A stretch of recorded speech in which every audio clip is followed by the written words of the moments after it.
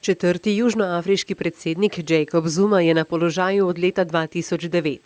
Ves čas pa ga spremljajo korupcijske afere in očitki, da gospodarstvo pod njegovim vodstvom vse bolj peša. V začetku meseca so se tako znova okrepili pozivi k njegovemu odstopu, a je predsednik to možnost vztrajno zavračal. Sedaj so se mu odrekli tudi v stranki Afriški narodni kongres, ki jo je Zuma vodil med letoma 2007 in 2017.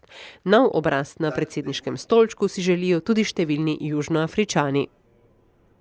Honestly, I think we've had enough of the whole corruption in South Africa, and I think Zuma stepping down will really help us, moving forward as a country. I think it's time for him to take a break. As much as Mugabe also, served this country, and Zuma has been here for 9 years now. I would really like to say, Obaba, it's time for you to step down. Zumin sestop s položaja bi Republiki Južna Afrika prinesel novo priložnost, da izkoristi vse svoje potencijale, so prepričani državljani. I really wouldn't say that I'm against it, but I'm really hoping for change for the better, especially the economy, if they could move away from junk status as well. As the economy is really crushing at the moment, stability is really difficult. I guess as South African in this generation, we're really hoping for the better, eh?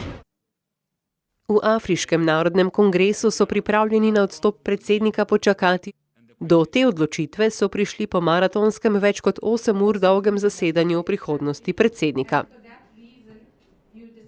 No, the reason for recall was that we engaged and we were looking forward to an amicable solution, and we will then see what President Zuma's response is.